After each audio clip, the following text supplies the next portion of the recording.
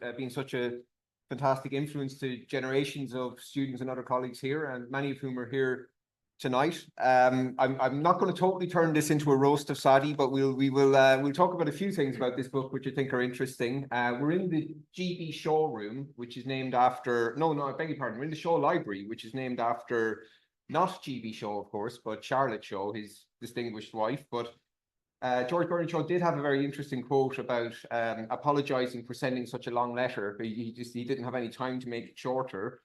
And when Saadi was writing installation theory, as I'm sure some of you have read, he clearly didn't have a lot of time because it's quite a long book and quite a detailed book. But it has in it the essence of many of his ideas that have been so influential across many different areas. And I think it's a book that many folks in many areas have used in very fruitful ways. Now, would I read it on the beach or at an airport if I was in a hurry? I'm not sure. So there has been generations of publishers trying to convince our distinguished colleague to write something that people who weren't fully members of the initiation group would read. And of course, Saadi refused steadfastly. And I heard it to be true. I don't know if it's true, but I was told that he was actually kidnapped and brought into a room and told that he wouldn't be let out until he produced something that could actually be read by a wider audience. And they even threatened that they would get an economist to write the book for him if he didn't do it. And that ended up with tonight's title, Why People Do What They Do and How to Get Them to Change. Now, this is Saadi, so if you're expecting, breezy anecdotes all the way through, you'll be slightly disappointed. It's still got a lot of very deep, very interesting theory. And as head of department, I'm very proud of how our department represents different traditions of knowledge. We have ideas around behavioral change, behavioral science that span things like US-style behavioral economics. We have colleagues who work on things like social representations. And I think Saadi and I were reflecting on it earlier on, the tradition of Kurt Leuven and action psychology and these sort of deep traditions in psychology. The fact that we have all of that together in the department is something I'm very proud of, and Saadi represents that tradition at its finest. And what I get from this book is just a range of very practical ways in which installations, the design of very specific contexts in which people engage with everything from an airport to a research grant application, the very deep level micropsychology of these situations. If you are around Saadi and his students long enough, you'll observe people wearing cameras and looking at situational circumstance of decisions in levels of depth that would make your head spin. I'm looking at Maxi, who's one of the proponents of this. And I think it's just a great time tonight to celebrate Saadi and his book. And I highly recommend it to all of our folks that are coming in, but also students across the department and in other traditions who may not be aware that there's these incredibly rich and dynamic traditions. So without further ado, I'm going to hand over to our colleague who will give a brief notice of the book. I'm also delighted to have Professor Helga Novotny with us tonight. Professor Novotny is Emeritus Professor at ETH and one of the leading figures in European research more generally, including as founding president of the ERC. So this is a person who has had enormous influence on research and is a distinguished social and legal scholar in her own right. So I look forward to hearing Professor Novotny's remarks. And now I shall sit down and hand over to the main event.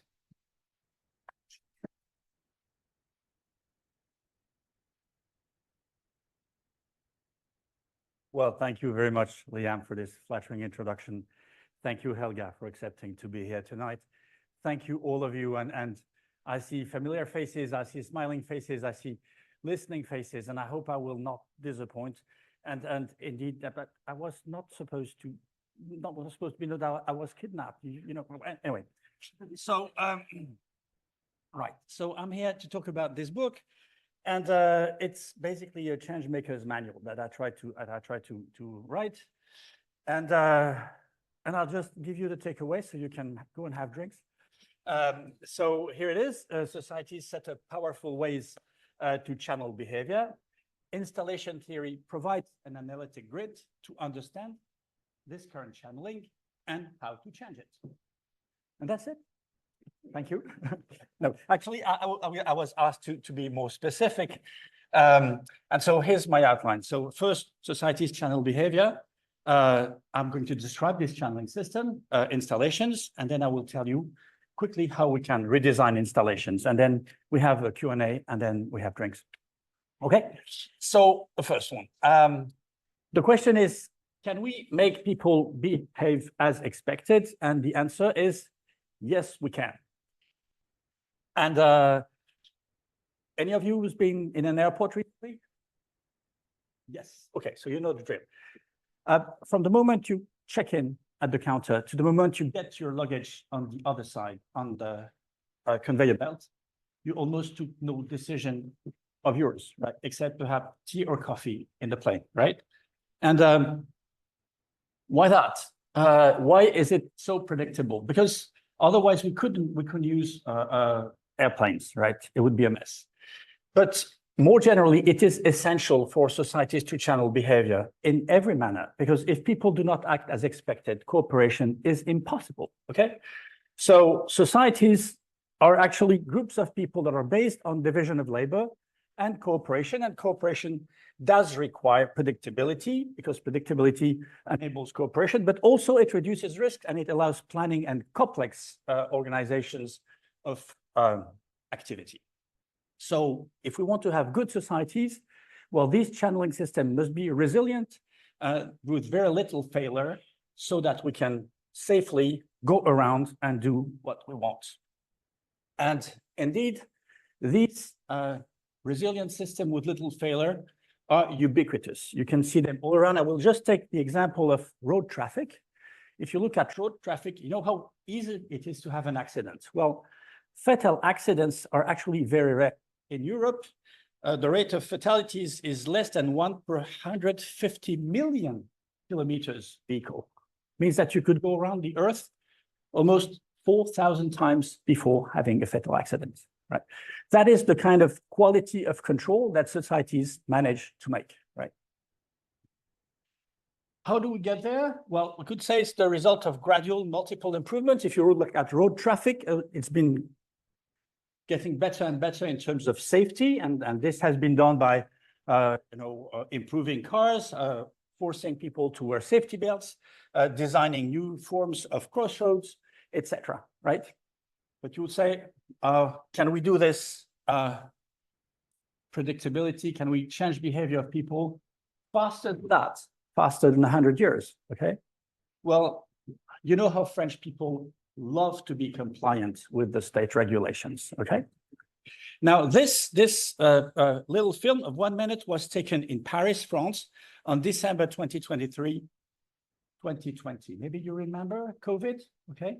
Right. So this is, look at people in the street, they're all wearing masks, and they're French, okay? And look at this driver. Red light, they stop. Why do they stop? I mean, the road is pretty clear. This man, but they stop. Interesting example of conditioning, right? And just go around in the street, examples like this all the time, right? People abiding by rules, people abiding by new rules. If it's a violent control. People live this. Who wore a mask years ago? Oh, yes. Okay. Now, how do these channeling systems that are so efficient do work? Their installations. And so you came in this old building, you probably noticed this rerum cognoscere causas, right? Maybe you also know that it comes from Virgil, right? And it means to know the causes of things. And this is what we're going to try to do before trying to change people's behavior. We have to understand why they do behave now, and we're going to see how to analyze that in detail. And how did I and my colleagues come to this? Well, for 25 years, we've been using small cameras that people can wear on their glasses like this, right? Very small, 7 grams, unobtrusive. And then people go around and they just film their activity, and after a few minutes they forget. And this is, for example, this is an adolescent doing her homework. Yes, she is.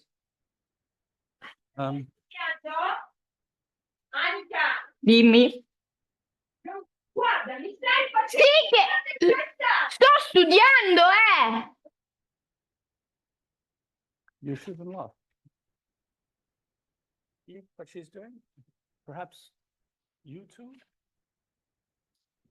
I stop here because it continues like this for quite a bit, but you get the point. And so don't laugh. No. And so we've been doing this on many, many different situations, dozens, hundreds of hours of video, people cooking, people eating, people working in many venues, in nuclear plants, in hospitals, in driving buses, all that kind of thing. And the way we do this is people film their activity, and then after that, we watch the tape together, and they comment it, and they explain why they've been doing this, so they can point at all the determinants of their actions. They do this because they access episodic memory when they're put back in the perception action loop of their own experience, okay? So for the first time in history, we have access to something that is very, very close to introspection. And we can check this is not reconstruction, but remembering, because we just have to pause, and then we see, what are you going to do next? And we check, and it's correct. Because we learn and we remember from our own perspective, and when we put back in that perspective, we remember very accurately. So we've been doing this on many, many, many, many different situations, many people volunteering. And we found what are the determinants of behavior, and this will not be a huge surprise, but we found a way to describe these determinants in an easy and usable and practical way. And behavior is channeled by three types of components: material affordances, social regulation, and embodied competencies. And these components operate step by step during the activity. And what's interesting is that these components are not accidental. They have been designed to actually channel people to do what they're supposed to do. And they operate as a bundle. And because they are together, they will constrain behavior. I will detail this. But this creates the kind of smooth, predictable performance that we can all observe. This is the first time that you see a book launch in the show library, right? Okay. Now, this is amazing. This really looks like a book launch, right? We're all playing our role. I'm talking. Liam was doing the introduction. You guys are sitting quietly, listening to me, right? And how come this happened, right? This is what we're looking at, because there were affordances, there were competencies in your bodies, and there was social regulation, and that managed to actually produce what was expected. Now, let's look more in detail at these components, but first, let's have a formal definition of affordances, of installation, that specific local societal settings where humans are expected to behave in a predictable way, right? They consist of a set of components, external and internal, that support and control individual behavior. And this means that the installation is not just the context, like not the room here, but the context plus the subjects. Together, like in a cooking recipe, that creates something, right? And the components are distributed over different realms, different layers: the physical layer, the embodied layer, right? The psychological layer, and then the social layer. I know this is a bit weird in terms of epistemology, but that's how it is, okay? And the components assemble at the point of action, right? Exactly like in a video game, as you go along, you have new components creating new situations which you live moment by moment. And when on the moment you find yourself in this situation with your knowledge, you immediately interpret this, and every loyal member of the community immediately knows what this is about. A lecture, taking a shower, dental practice, flea market, restaurant, supermarket. You all know this situation. You immediately click, this is it, okay? Clear so far? Right. Now, there is something that is very strange for social scientists, is that these installations seem to be more powerful than most or all individual variables that we know. The guys in the plane with you had different gender, age, social class, education, religion, language, culture, even purpose of travel. But they behaved exactly as you did, right? Except they were sitting on another seat as predicted on their ticket. Okay? That is weird. Why is that so? Because society needs every participant to comply. Otherwise, that wouldn't work. So we need very powerful systems to channel people into what is expected, into the way we're doing around here. Okay? And when you think of it, and if you think about day to day, most of our lives are lived inside such installations, step by step. And from cradle to grave, a lot of your time is actually spent playing your role in installations. Okay? That's how societies work. As soon as you're in society, you must be predictable. You must do as expected. Otherwise, you're not a good society member. Let's look now at these three layers. And interestingly, these three layers overlay, and I will come back to this. Physical affordance, social regulation, embodied competencies. So affordances defined that by Gibson. Roughly, the affordances of things are what they furnish for good or ill. That is what they afford the observer. They're ecological in the sense that they're properties of the environment related to an animal.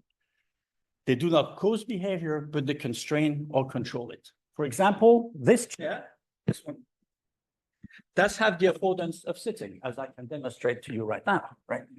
It would also have the affordance of standing on it. I wouldn't want to do it. But you see what I mean with the affordances. That's the physical possibilities offered for action.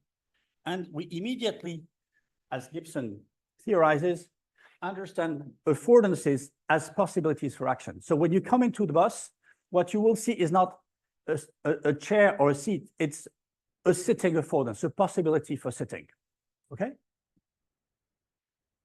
Representations and other embodied skills are some of what we call the embodied competences. That's the stuff that you know how to do, that you carry around with yourself within your body. Your mind, but also stuff like, you know, all your microbiome that enables you to digest. So that's the other part of the installation, what you carry with you. A lot of that is psychological. And what's amazing is that we seem to share a lot of this. What is this? Come on. A bus. Yes, it's a bus. You all know what a bus is. Second test. What is this? T. Yes. Okay. Isn't that amazing? That I could go on for hours, but I only have 25 minutes. But isn't that amazing that we are all, you know, equipped with the same capacity to recognize all these things, right? Okay, now the last layer, institutions, the regulations, social regulations, that defines the set of behavior that are expected or tolerated, okay? There are many definitions of institution, but basically they're interesting because it's a very operational thing. It's what is expected or allowed in a given society at a given moment, all right? And you all know, for example, with the bus, there's a series of behaviors that are expected or allowed. You have to leave your seat to people who need it, et cetera, et cetera. And there is kind of social control. That is, if you don't behave properly, somebody is going to come and, you know, explain to you, no, that's not the way we do around here, okay? Or somebody will come and show you, that's the way we do around here, right?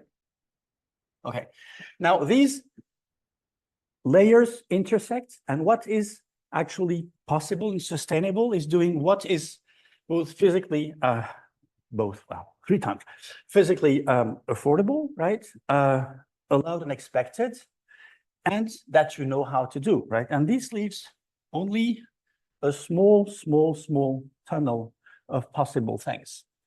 This tunnel actually does not appear as a set of constraints. It appears more like a phenomenological tunnel of activity that at each point sort of pushes you forward to do what is expected, okay? And as you go, right, the installation unfolds, right?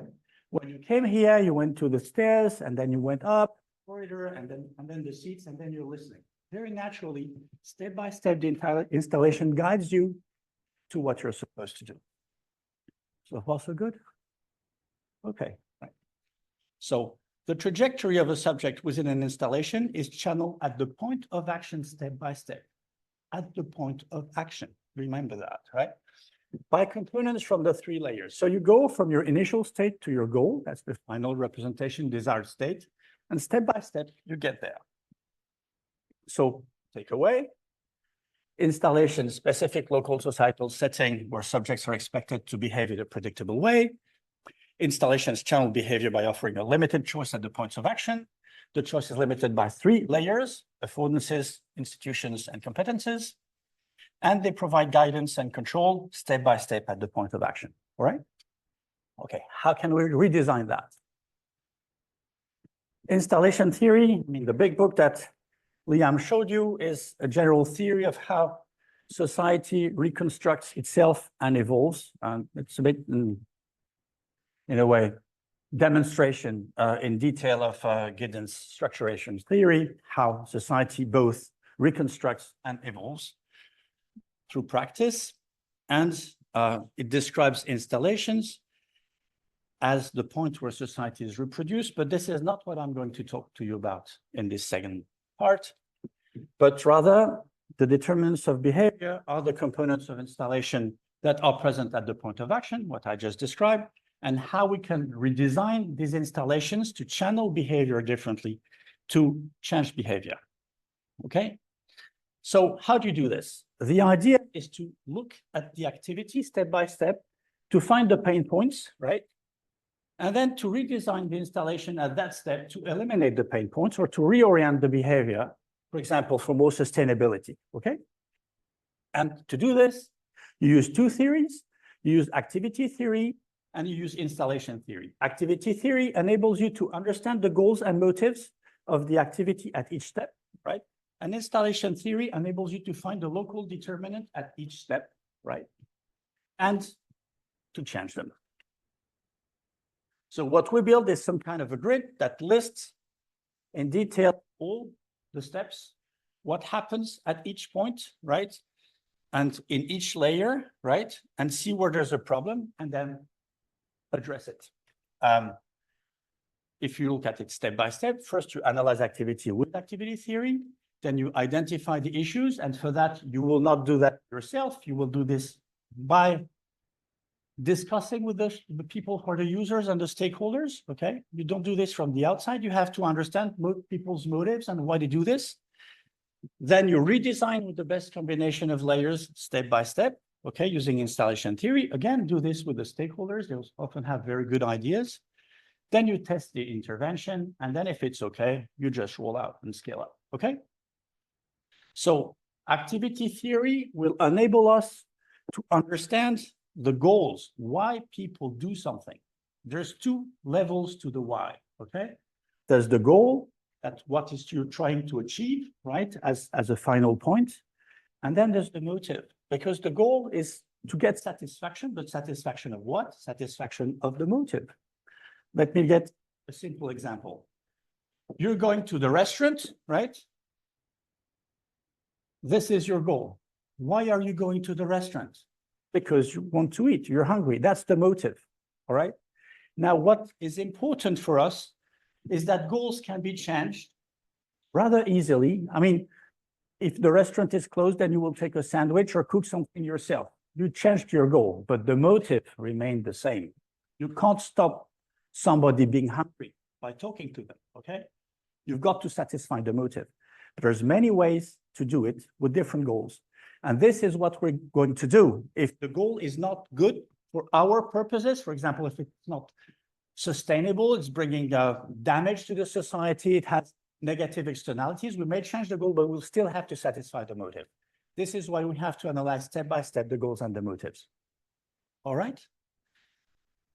I'll go very quickly on this example. You have to look at, in the book, this was my morning routine. So waking up, washing up, getting dressed, breakfast, etc. And I identified this interesting thing is that when I shower, there's a moment the water starts to cool, okay? So it's pipe water. That's the water that comes from the boiler, but it's not yet hot, okay? Maybe you have that too.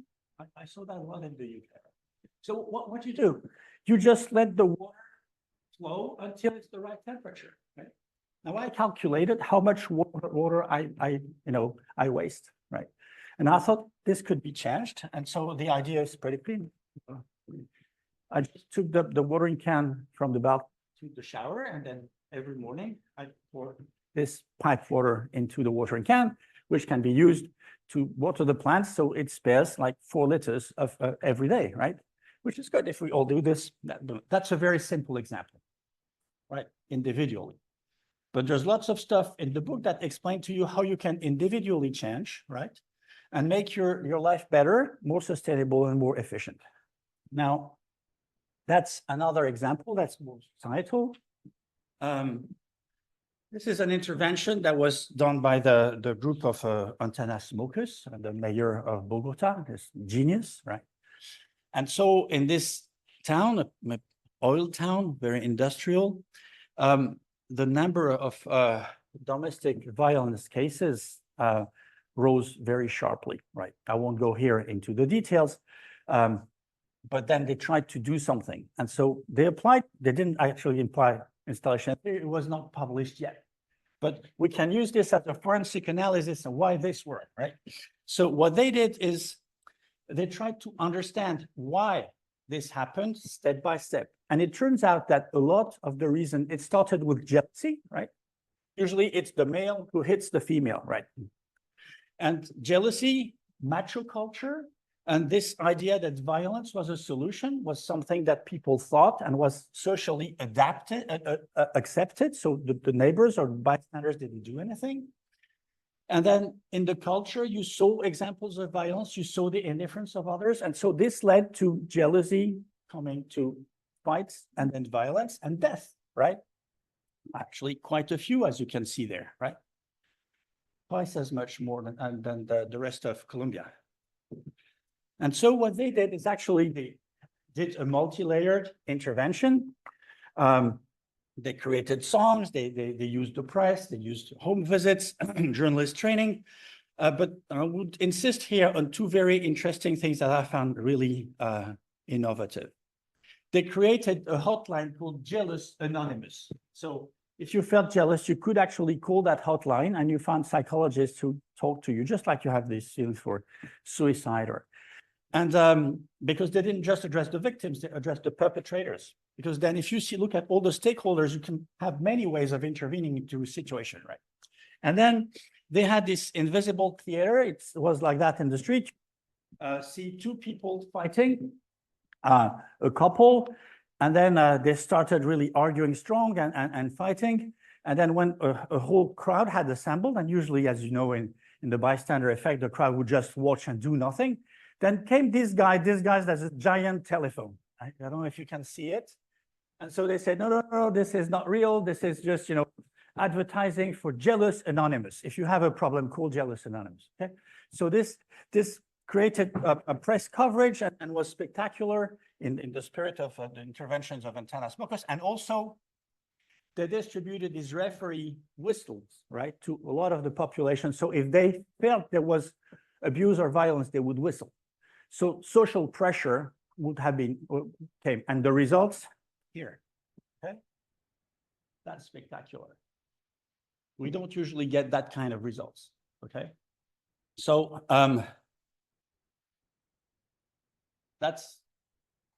read the book.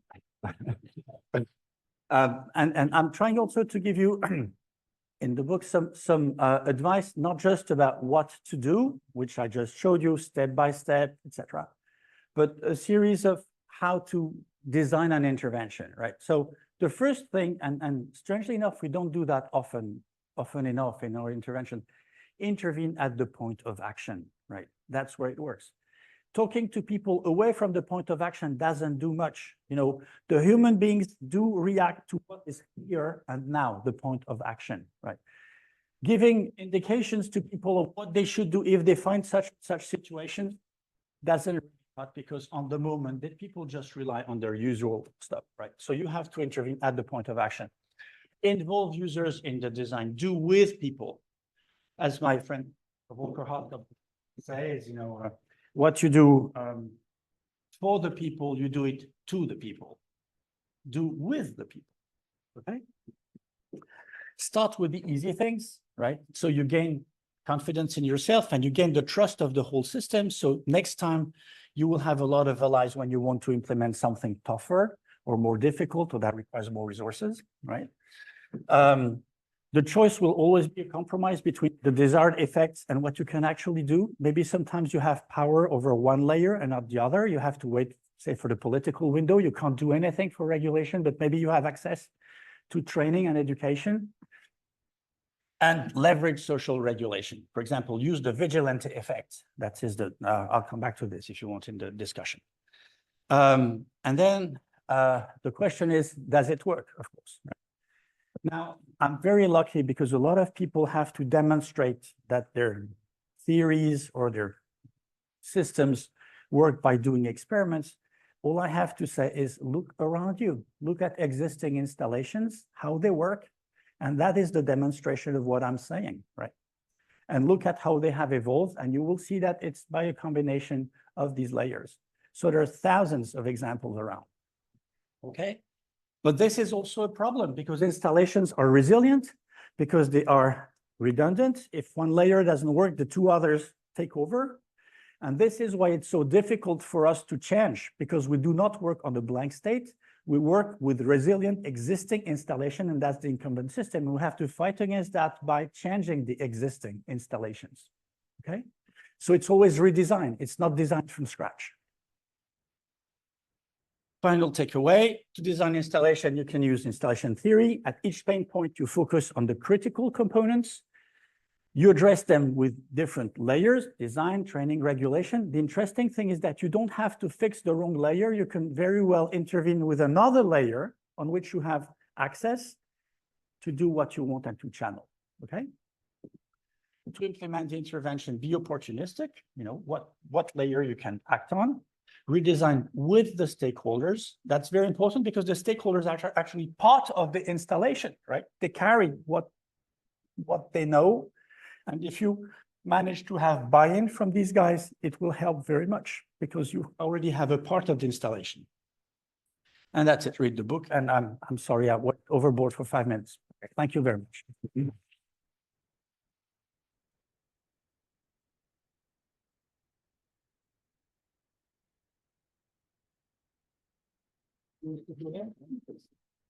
Professor, yeah, you've asked to. Thank you. Can you hear me in the back of the room? Yes, wonderful. So you all were listening with great attention to what Saadi had to say. And I would just like to convince you there are 5 reasons, for me at least, why this is indeed a very remarkable book. And the first reason is that it touches upon a paradox that Saadi did not talk about. But you will all recognize the paradox because we live in a time when we feel there is so much uncertainty around us. We feel anxiety about where the world will go. It's geopolitical tension, it's the climate, it's your neighborhood, you name it. And we don't know what is ahead of us in the future. And on the other hand, we have what Saadi was talking about, the predictability of how society functions. And he gave us many examples. And when you go out, you will see even more examples. So the theory is there, the observation is correct, but it's a paradox. Why is it that we are capable? Society has set up these devices and by trial and error and other ways. And yet, you know, on the other side, there is this uncertainty. And I think this is a paradox to keep in mind. The second reason why I find this very remarkable is that it does not only give us a description, and there are many more examples in the book, and the explanation for what is being described, but that Saadi shows how there are gradual processes of improvement. Because what the book aims for, and I think everyone in the room wants, is that we have ways of improving the way how we live together. That a better society is possible, and we would like to have a better society to live in. But this is not achieved by the one big change, which populists like to tell us and others have told us in the past. Revolution, revolution, revolution. But there are these small incremental improvements, and this is the way how we can get to where we want to get. The third reason, installation theory did not fall from the sky. And you saw how thick the book is, and Saadi managed, and I find this really wonderful, in deceptively simple language to explain what is here in the thick book. And he does this based on this very painstaking empirical work, doing the nitty-gritty of devising the subcam, of testing the subcam, of knowing where to put it, of convincing people that it would actually wear this, to have the patience afterwards to look at it and to say, yes, this is what I did, but you also give something to the people because they start to realize my interpretation and his interpretation. So I want to say there's a lot of empirical work in it. And when you speak about theory, you think, it comes from somewhere, it's in people's head, and this is why we speak about theory. But this is a theory that is very much grounded in very hard empirical work.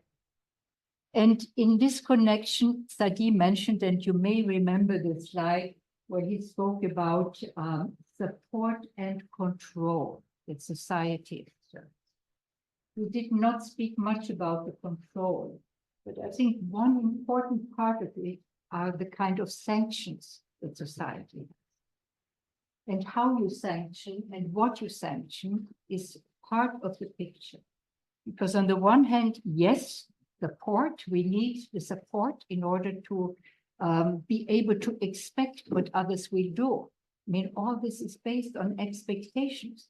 And if somebody does not follow what is explained, when we have to react, we cannot just say, okay, you don't behave the way how I expected, you do something. So then society has to react. Sanctions, we react to it, because some of the examples also show it. The fourth reason is, for me, this is a beautiful example of interdisciplinarity. If you think about it, we speak so much about interdisciplinarity, but here we see, embedded, incorporated interdisciplinarity. Because if you think of the three components, the three layers of the bundle that Saadi spoke about, the material affordances, this is the domain of engineers. I mean, that's after all what engineers are here for. They're supposed to make our life easier. Traffic control, you saw it. A lot is done on the road by having traffic lights, to have roundabouts, how effective are they, etc., etc. But engineers only look at the material part. They don't care about the rest. And then you have social regulation. You have lawyers, you have sociologists, you have people who look at norms. And again, they look at that and they say, we found the solution, regulation, regulation, regulation. Some may be better, others are worse, and that's it. And then you have the psychologists and some sociologists and even philosophers who deal with what are our motives, what are our competences, how do we see ourselves compared to how others see us. And this is the third layer. So Saadi was able to bring all these different perspectives together. And I find this truly astonishing that it is possible. And I want to congratulate Saadi, especially for that. The fourth, the fifth reason has to do with the last part of his intervention, the redesign. And society, as we know, is continuously changing. Social change has always been the case, but now we have this acceleration of social change. We have new technologies. We are surrounded by digital technologies that challenge us in unprecedented ways, and so on and so on. We have problems with climate change. We have problems with migration. We have lots and lots of problems. And therefore, we have to take a better look in how can we redesign and what we can do, and change is possible. And here in particular, I think we also have, when we start to redesign, what is changing in this mixture? And this varies. Sometimes it's the environment that changes. The material affordances that we used to utilize in day-to-day are no longer there. So now we have new technology. Think of the digital world. I mean, before you picked up a phone and you got another human on the other end of the line. Now, very often you just get a voice recorder and you have to press buttons 5 times until you find a human. So this is just one example how the material affordance can change. Regulations change, norms change. Without big thing, people all of a sudden accept things would not have accepted 5 years ago. And we all have examples for it. And we ourselves, we also change because we are social beings, we're influenced by the environment that we try to shape, but we are also influenced by the way how we interact with each other. So these are my 5 reasons in reading the book. And I want to thank Saadi for having written it and having written it in these 2 versions. And I want to thank you for your attention.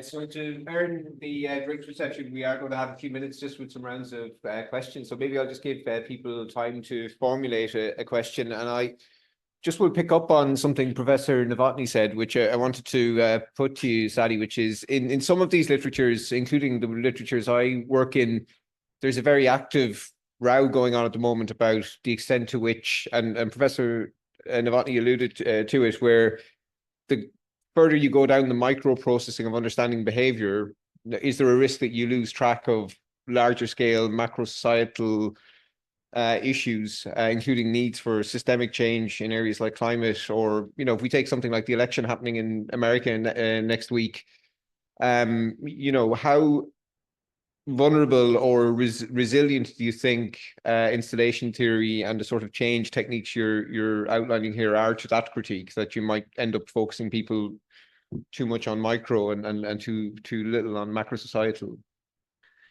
Well, thank you, Leon. That's a very deep question. Actually, 2 days ago, there was the second meeting of the International Panel for Social Progress, and we had a discussion around this. Like, should we try to, at the global level of the world, try to get to more democracy, equality, et cetera, or should we try to solve things locally as we can, right?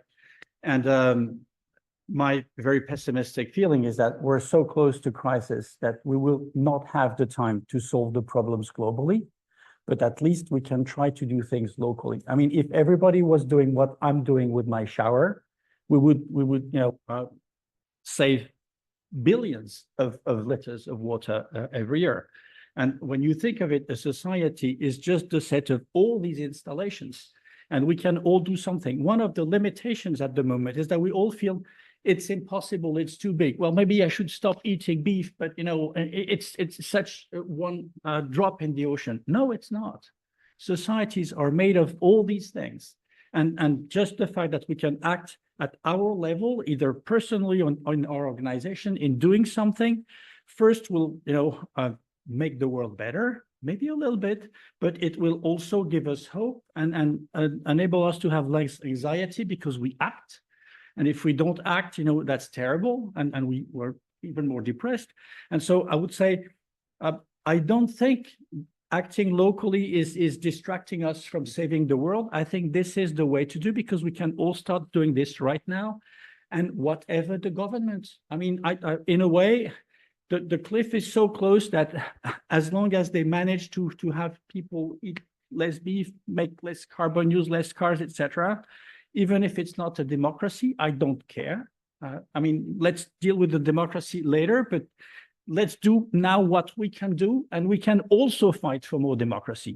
But let us not wait for democracy to be everywhere and inequalities to be fought everywhere, to act at our level, because we can do this right now. And if we all do it, it's going to be so much better, right? And you know, when people have more comfort, when there's more social peace, when activity is more fluid, then we have more time and more possibilities for improving at a political level also. So it's not either or, it's both, right? Perfect.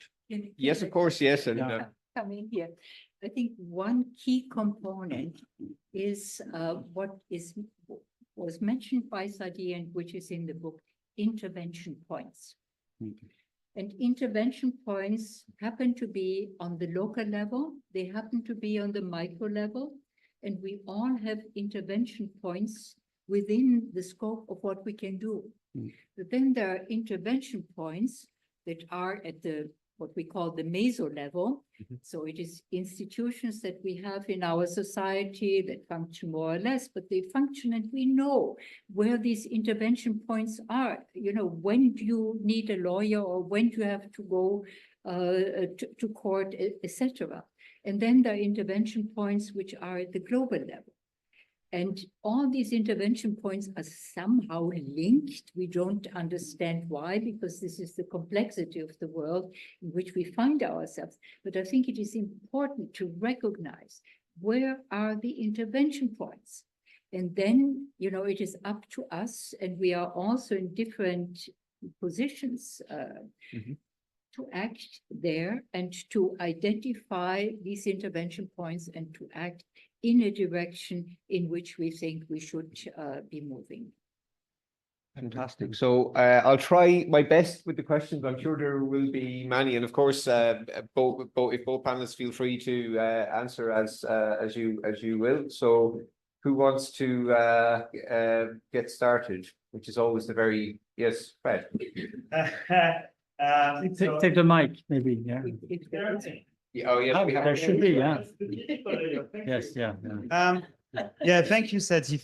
Is that working? Yeah, is that working? Yes. Yeah. Okay, thank you, Saadi, for your intervention, for your presentation. It's always inspiring to listen to your talk, and thank you also for your comments. And I was thinking of what you mentioned about this paradox as your first point about the instability of the societies, and also that regularity that we can observe with installations. And actually, I was wondering if you, when you consider these intervention points, if we should not think of the interactions between the installations, because it's actually the interaction between installations that can create instability. And so the intervention should be also at this stage to think of where some installation might be in contradiction and then, or interacting in a way that leads to some outcome that we are not actually willing to see.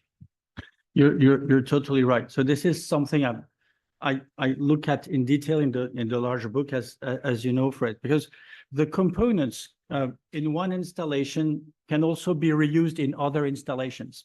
And so what you do in a place does have influence somewhere else. For example, you bring to the school as students your proficiency with the IT tools that you have learned at home, right? The design of these chairs hasn't been designed just for this room, but has been designed in many, many places. And so there are some things that have more impact than others. Let me give you an example of the research that we're doing now at the moment with Helga. And so there is this firm in Colombia that does 70% of the dairy market, right? It's called Alpina. So these guys, the owners, it's a family-owned business, even though it's huge, have very sustainability minded, and they're also looking at Europe as their target, you know, in terms of the market. And they noticed that the plastic they're using for their packaging is something that is not going to be authorized in Europe. And so they decide to change it. But because they decided to change it, their provider, who has them as their main client, has to change the whole process. But then the whole industry now is going to use this new plastic. That is better. So there are ways, as Helga noted. So if you look at how the micro and the meso and the macro interact, you have points where you're more powerful in terms of effect in the system. And we must see that people at the meso level are actually trying to implement policies. We're discussing with people in cities and see how they deal with encouraging this or that type of industry or initiative. And it is very clear that the change of society is also a change of regulation. But this change of regulation is not just something coming top down from the legislator. It comes because there's pressure from the bottom that is, transferred by the meso level and then retransformed at the meso level. And then finally, it's a very complex system that we're using. So, but interestingly, anything can have an impact because it's not a matter of size. It's a matter of how much visible and inspiring it is. And so even small things can have major impact. For example, what was done in Porto Alegre, and I'm looking at Sandra, in terms of, the participative budget has inspired the city of Nantes in terms of using consensus as a method, as opposing to traditional democracy. And you can see that some local examples can actually impact because of the transmission of knowledge. Some others is a transmission of technology, as I just showed for the plastic, and the regulations. Look at the impact of GDPR. We thought we couldn't do anything against this GAFAM, right? And then we do something in Europe, and then this forces everyone to go for GDPR. GDPR is not perfect, but it's a first step. So you're quite right. Acting in one installation does have impact. And if you think of how much reach this layer can have somewhere else, you can actually have much more effect than we think. The change of society in the last 20 years gives us an idea of what we could do in the next 20 years. I mean, 25 years ago, there was no Google, okay? And now look, all right? So we can, in one generation, completely change the business models and the face of a whole economy. So even though collapse might happen in soon, we do have time to change things, especially if we all, sorry, I'm shut up here. It's fine. Good answer. If you, I mean, at any point, feel free to, or even if you want to raise another point, go for it. It's fine. Because I see some people there doing that. So I'm going to go to yourself first in the white jumper. Yeah. Oh, sorry, is that the white pullover? Yeah, thanks. Yeah, Nicole, yeah. Congratulations, Saadi. I had a question as I was thinking about the tunnel of activity. When we're thinking about the three layers together, it strikes me that this may have created desirable behaviors at one point, but when we think about the changeover to new sustainable goals that we need to meet or sustainable behavior, it may very well be that tunnel of activity that is preventing the changeover to something that we need. May it be eating less meat or using an electric car versus a non-electric car. Can you talk a little bit about how the very installation that was designed for efficiency may well be holding back sustainable change?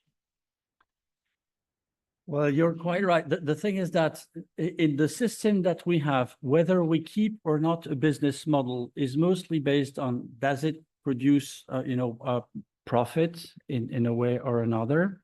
And so, and we have a lot of vested interest. And so the reasons why we keep things as they are is not necessarily because they're good and they're producing good activity, but because in the productive system, they're more efficient in our competitive, way of keeping things.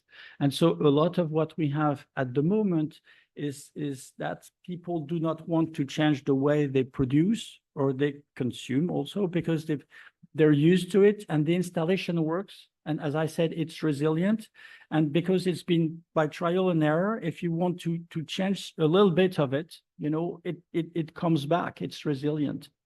And so it is possible that some of the basic important changes will have to be done at the moment of a crisis, because that's the positive aspects of crisis, is that you really have to face, right, the problems.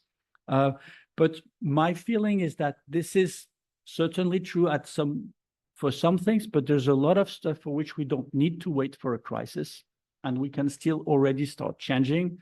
And this is what we change now is all that we will not have to change during the crisis. And the less we have to change during the crisis, believe me, the better, right? Because it's going to be a terrible mess if we have to change everything at the same time, especially if we don't have an alternative system ready, and we don't have it yet. And I think that our job is to help the system move as much as it can fast to more sustainability, and also to show what are the alternative systems that we can switch to when the crisis really strikes. One very recent example may be the German car industry, where the business model is business as usual. So we will continue producing the combustion engine, and we will continue. Now the Chinese electric vehicles are threatening to overswamp Europe with electrical cars. Now we have a war of tariffs. We raise tariffs in Europe, and the Chinese will raise tariffs on French wine and champagne and other things. So this is tit for tat, and this goes on. But if you look at it now, Volkswagen had to decide they will close 3 plants, production plants in Germany. And this is a company that by law guaranteed their workers permanent employment. And yet they are forced to close 3 plants. So this is the kind of obstacle, the kind of resistance that you can see, because it will not work in the long term. It may have appeared to those who made the decision to continue and not shift to hybrid production, etc., that they can do it, but it's self-defeating. So there's both always the continuation of things and resistance, and it's part of the continuation. You want to keep things going, and at the same time things change, and you have to get this mixture right in the way, looking at this bundle that Saadi has so well described. Ben, you had your hand up, and then I'll go to the gentleman behind you. Yep. Put it on. Okay. Hi. Thank you. I have a question about environmental psychology.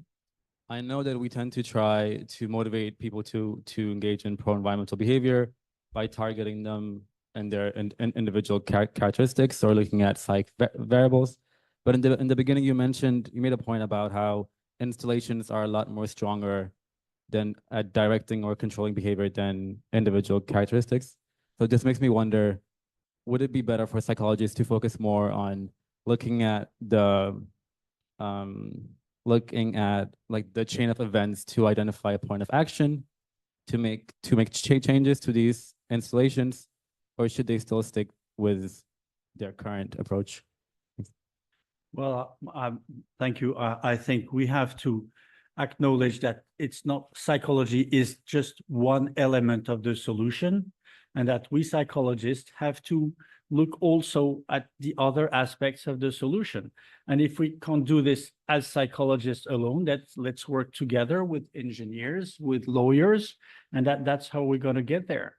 And they need us, right? Because there is one layer that is psychology, but we need them if we want to solve things. And I think that's collective intelligence is the solution. We have this kind of hubris in each discipline of we're just looking at our own field and thinking that we're going to find local, solutions.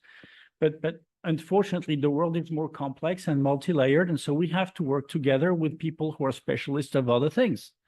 And with the users, because these are the guys who know the best, what this is about, and they will help us sort out the better solutions. So we have to go, and you talked about Kurt Levine. We have to get into the field and work with the people. Yeah, even if it's more difficult, because working with users, and I've been doing that for many years, you never know what they're going to come up with, and it's so embarrassing because usually they have better ideas than you, right? And this is humbling. But the thing I learned also is that it doesn't matter. Take their ideas because you will be credited in the end anyway. So Colleagues, we're doing something that's very taboo in a book launch, which is we're eating very much into the wine reception time. So, and I'm starting to feel a bit guilty as a chair. So, Saadi, with your permission, I think I may take just that gentleman that I queued, and then maybe if people are okay, we'll have some time to. It's very important, of course, to discuss the book afterwards. Not just get out the wine. So, yeah, just you gentleman in the sort of blue shirt, I think, in the back. I'm bad at pointing and I'm bad at naming colors as well, but yeah, absolutely. Thank you very much for picking me. I'm Alex Janus. I'm an emergency care doctor, but also an alumnus of a health policy degree. And I don't hear you well. Yes, thank you. can you hear me better now? Yes. My name is Alex. I'm an emergency care doctor, but also health policy alumnus of LSE. What strikes me is how, and you alluded to that, especially in healthcare, we have very difficult position to influence people's behaviors on both a granular level and a policy level. And you mentioned COVID, where there's a massive compliance, but there are a few who have basically disturbed the great efforts of everyone else. I was wondering if you can address that particular sector with a few words on how we can do better. It's anything that you have reflections on that. Thank you. Thank you. Are you interested in compliance of patients or doctors or? Well, I would not have the answer. I've studied what happens in operation rooms, for example, and I could tell you about this. But my advice is always go to the field and try to figure out step by step what are the problems and do that with the stakeholders, not just with the main stakeholder, because usually, I mean, the patient only holds one part of the problem. It's like theater. You have lots of people who intervene and everyone holds a piece of the puzzle. So you have to follow what you're interested in, for example, the patient journey, right? And look step by step at what happens from the moment they get sick to the moment they consult, and then they're referred, and then to the specialist, and then to the hospital. And then are they compliant? Why are they not compliant? There might be a stupid technical problem with affordances of the drug, or they just forget, right? And there are devices to do this, or maybe they don't have such a good memory, and then you have to help them to remind them. And this can be done either by devices, this can also be done by caretakers or partners or something else. So what I found usually is that the devil is in the detail. It's not very complex, but it's complicated because it's a lot of little details. But if you take them one by one, usually there's a finite number of details. So a friend of mine once told me, trust the process, okay? So, and science is about trusting the process. So let's look at the problem step by step in detail, look at all the layers, and then we see where we can intervene, where we can't, because sometimes we can't, it's true, but maybe we cannot today, but we have spotted the problem. And maybe later will come some solution. With information technology and AI, we have a lot of possibilities of, for example, reminding or advising at the point of action, which we didn't have, right? Because it's very costly to have a human at the point of action every time. But now we have the possibility of having something that is aware of the situation and give advice at the point of action, and that is not a human, right? So the technology is progressing, but we will still need to know how to tell the people correctly at the right moment, even if it's a machine that does it, right? Especially if it's a machine that does it. So there will always be use for social scientists. I think, what we're facing now in the world is human problems, and humans are the solutions, and we are social scientists, and we're specialists of that. And so it is our job to help to do this, and not let the engineers do that alone. We need engineers, but don't let them do that alone, because they need to have the knowledge of humans, and this is what we have. I think this raises a more general question. Namely, very often the installations are designed, but also the social norms are designed by so-called experts. And experts think they have the solution. After all, they have specialized knowledge. They have looked at the problem. They come up with what, in their perception, is the best design and the best solution. What they don't take into account sufficiently very often are the users. Be it patients, the patients, if you actually ask them, they have often very good reasons why they do not follow what the doctor told them. Take these medications 3 times per day or so on, don't forget, etc., etc. But if you analyze the complete picture, you very often find out that lay people, compared to experts, have good reasons. And unless you bring this into the complete picture, you are missing something. And then we have buildings by architects, you know, that have been wonderfully designed, and yet nobody wants to live in them. And you know, this is something that we all know. And again, you know, it needs these different perspectives to come together. So we're going to draw to a close there. I mean, I'm just going to promote the book one last time, and there's details of how to get it and so on. But I mean, this is the type of occasion that this university was founded for, and it's a really proud moment in the history of our department to have this book out into the world. We're very, I mean, I'm glad we've recorded the talk, because I thought your 5 points about why the book should be read should be the foreword, basically. But it was fantastic, and we're really grateful to you for being here. And we just finalize with a note of thanks and appreciation to Saadi and this fantastic new book.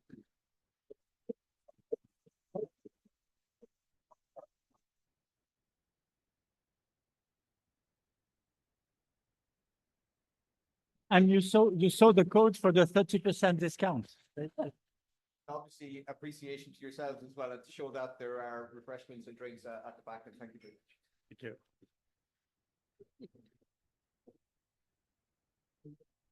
Gave a very good introduction.